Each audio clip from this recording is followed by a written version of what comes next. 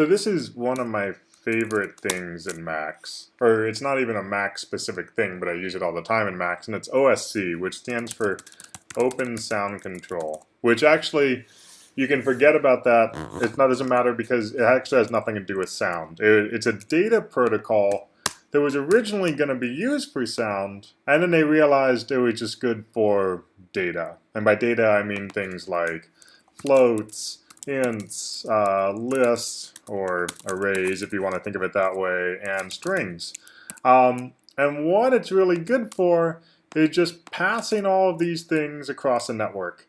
And that it also can pass not only in a network, but between softwares and languages within your own computer. So I know I'm getting a little off track with what I'm saying there.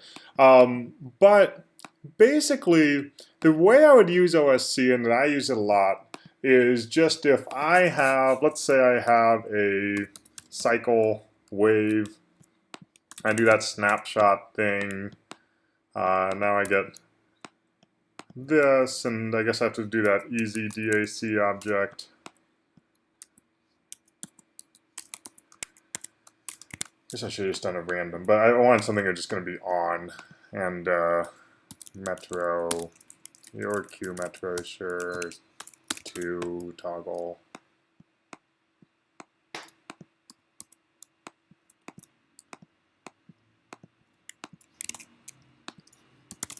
So I got this value here that's oscillating between -1 and 1, and let's say that I want to send this to another computer in Macs. Or let's say I want to send it to Unreal Engine within my own computer.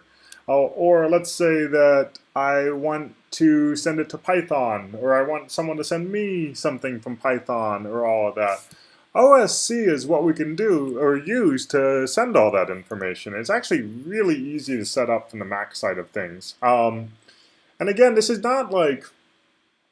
isn't something specific to Macs. This isn't something you install. This is a data protocol, like similarly to how WebSockets, I guess, is a data protocol, or MIDI is a data protocol. You don't install WebSockets, you don't install MIDI. It's a way of communicating between platforms and languages and networks. And it's a little tricky to show you this on a tutorial like this because I can't really show you 2 computers at one time. The magic really shines when it happens on 2 different computers, but we can still play it. And what we want is something called UDP receive, and you see it says receive messages over a network.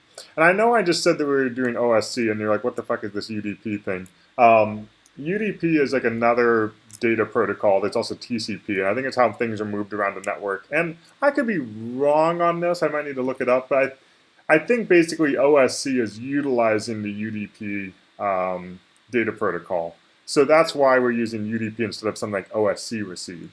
But we don't even have to classify that it is OSC. If you have OSC listening on another computer or another software, this is what it's going to be sent over.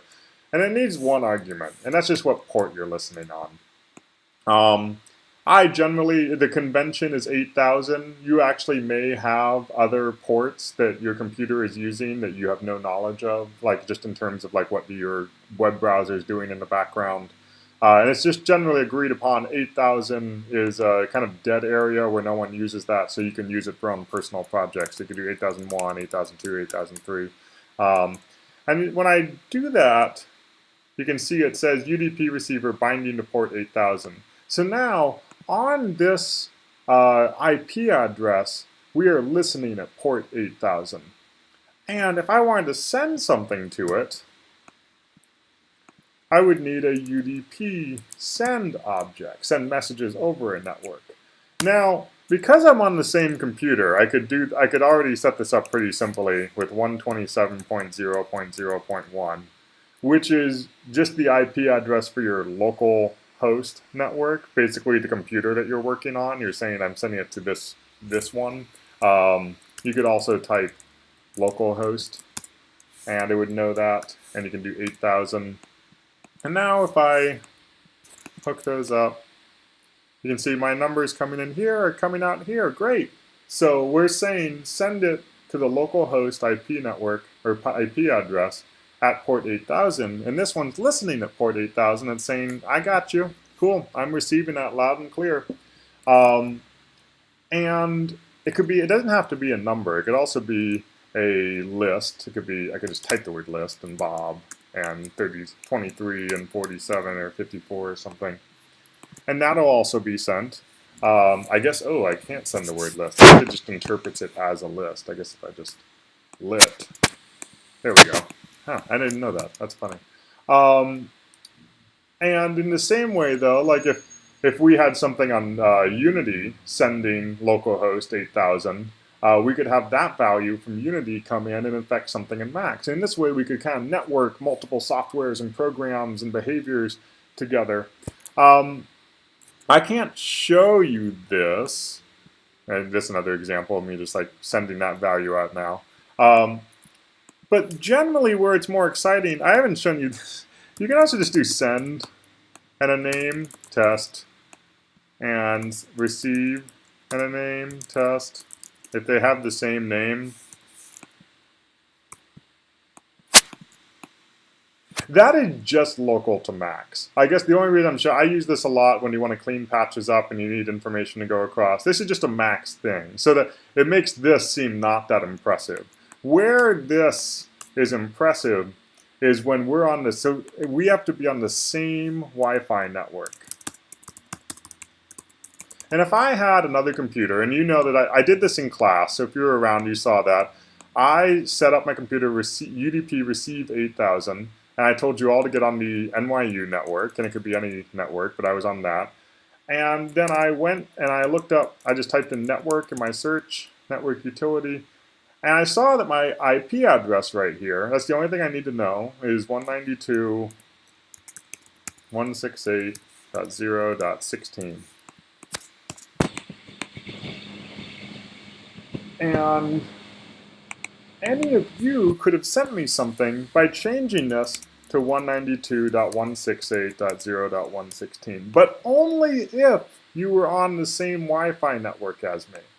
And this actually also will work because that's this computer's Wi-Fi network, so I should be able to still send something across that.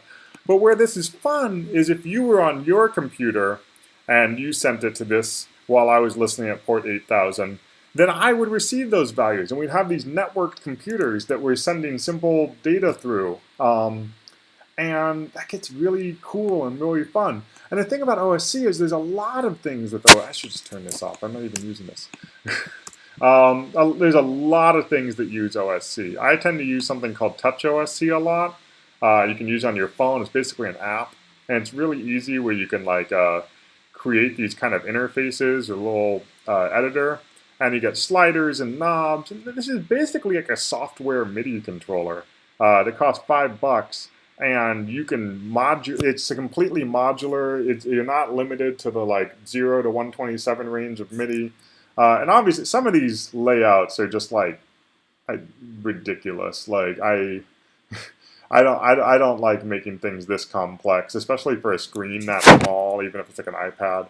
But just so you guys can see like what I'm doing, gotta do.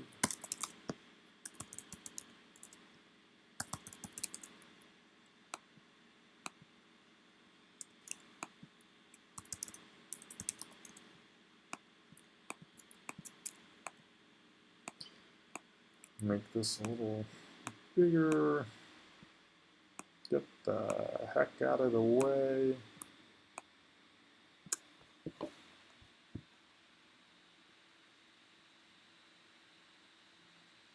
So this is me with my Touch OSC patch, and on it I can set the IP address to send it to. And my phone is on the same network as the computer right here that I'm weirdly referencing with my hand somehow. And since they're on the same network, and this phone is saying to send to my IP address, 192.168.0.16, if I push buttons here, it's receiving, they're basically like a toggle. It's like, or a bang, if you will. That's a toggle. 0 to 1, 0 to 1. And each button has a different name in front of it. I can't remember why I did levels, level 1, 1, or levels 110, but that's essentially it. I could change a different page, and now I get a slider. And this feels like magic. Like when you show this to people, like when you just like, like people think you like developed an app in like Xcode or something. But if you just like kind of walk around like just changing video patches like over your phone, like, and it's just like a network control, people like lose their shit. They think it's the coolest thing they've ever seen, and it's like dead simple to set up. But one thing I just want to talk about in terms of like conventions of OSC coding is we can do things like the route object. Like we saw this with Arduino, and I would say levels, level 6, and maybe I should have named it something a little less obtuse and harder to type out. And now,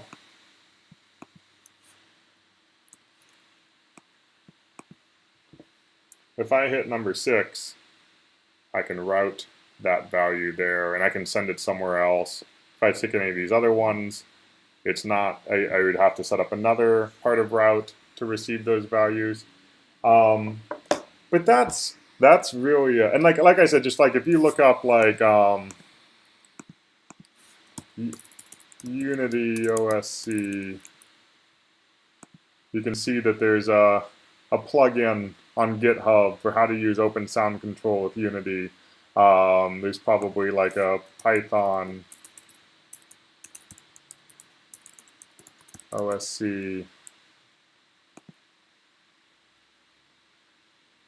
So if you're really good at coding in another language and you got some fun things going on with that, and you want things you've developed in other languages to control things in Macs, or vice versa, if you wanted to make an interface with toggles and buttons and sliders in Macs, and then send it to something where the interface system isn't that developed or that good, you can do that. I tend to make interfaces in Macs and then send everything to Unreal Engine, and then use Macs as kind of like my control pattern so I can do live manipulation of Unreal Engine patches for performance related stuff. So this is really fun, and it really breaks open a lot of possibilities in terms of like cross-platform, cross-network type installations and projects. So I encourage you all to explore it. Just remember, you got to be on the same Wi-Fi network. You got to have the same port. You say what port you're listening on, what port you're sending to, and what what IP address on that Wi-Fi network you're sending to. And that's it. So have fun.